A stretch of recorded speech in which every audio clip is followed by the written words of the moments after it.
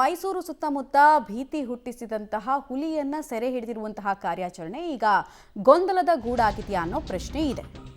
ಸರಗೂರು ತಾಲೂಕಿನಲ್ಲಿ ಜನ ಮತ್ತು ಪ್ರಾಣಿಗಳನ್ನ ಬಲಿ ಪಡೆದಿತ್ತು ಹುಲಿ. ಅಂದ್ರೆ ನರಭಕ್ಷಕ ಆಗಿತ್ತು ಹುಲಿ ಅಂತ. ಗಂಡು ಹುಲಿಯನ್ನ ಸೆರೆ ಹಿಡಿದಿರುವ ಅರಣ್ಯ ಇಲಾಖೆ ಸೆರೆ ಸಿಕ್ಕಿರೋದು ಅದೇ ಹುಲಿನ ಅಥವಾ ಬೇರೆ ಹುಲಿನ, ಈ ಥರದೊಂದು ಕನ್ಫ್ಯೂಷನ್ ಇದೆಯಂತೆ. ಹುಲಿಯ DNA ಪರೀಕ್ಷೆ ಮಾಡೋದಕ್ಕೆ ಸಚಿವರು ಕೂಡ ಸೂಚನೆಯನ್ನು ಕೊಟ್ಟಿದ್ದಾರೆ.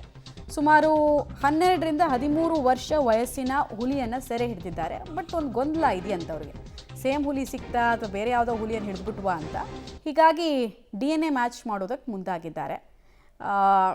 ಸಾಮಾನ್ಯವಾಗಿ ಒಂದು ಸ್ಟ್ಯಾಂಡರ್ಡ್ ಆಪರೇಟಿಂಗ್ ಪ್ರೊಸೀಜರ್ ಇರುತ್ತೆ. ಸೇಮ್ ಹುಲಿನ ಬೇರೆ ಹುಲಿನ ಹಿಡಿದ್ಬಿಟ್ವಾ ಅಂತ ನೋಡೋದಕ್ಕೆ ಒಂದು DNA ಅನಾಲಿಸಿಸ್ ಮಾಡ್ತಾರೆ. ಇನ್ನೊಂದು ಹುಲಿ ಮೇಲೆ ಪಟ್ಟಿ ಇರುತ್ತಲ್ಲ, ಆ ಪಟ್ಟಿಗಳನ್ನು ಕೂಡ ಅನಲೈಸ್ ಮಾಡಿ ಇದು ಸೇಮಾ ಬೇರೆದಾ ಅಂತೆಲ್ಲ ಅನಲೈಸ್ ಮಾಡ್ತಾರೆ, ಚೆಕ್ ಮಾಡ್ತಾರಂತೆ. ಒಂದು ವೇಳೆ ಅದೇ ಹುಲಿಯನ್ನು ಹಿಡಿದಿದ್ರೆ ಗ್ರಾಮಸ್ಥರು ಆಮೇಲೆ ಸರಗೂರು ಭಾಗದ ಜನರಿಗೆ ನಿಟ್ಟುಸಿರು ಬಿಡುವಂತಹ ಸ್ಥಿತಿ. ಯಾಕಂದರೆ ಹುಲಿ ಯಾವಾಗ ಮನುಷ್ಯರ ರಕ್ತದ ರುಚಿ ನೋಡುತ್ತೆ, ಅದು ಇನ್ನೂ ದಾಳಿಗಳನ್ನು ಮಾಡೋದು ಕಂಟಿನ್ಯೂ ಮಾಡುತ್ತೆ, ನರಭಕ್ಷಕ ಆಗುತ್ತೆ. ಆಗ ಗ್ರಾಮಗಳಲ್ಲೂ ಕೂಡ ಹುಲಿಯ ಬಗ್ಗೆ ಆತಂಕ ಸೃಷ್ಟಿಯಾಗುತ್ತೆ.